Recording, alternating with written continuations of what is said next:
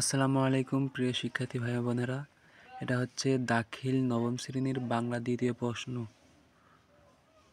এটা 100% কমন আসবে। এটা লেকচার প্রকাশনী।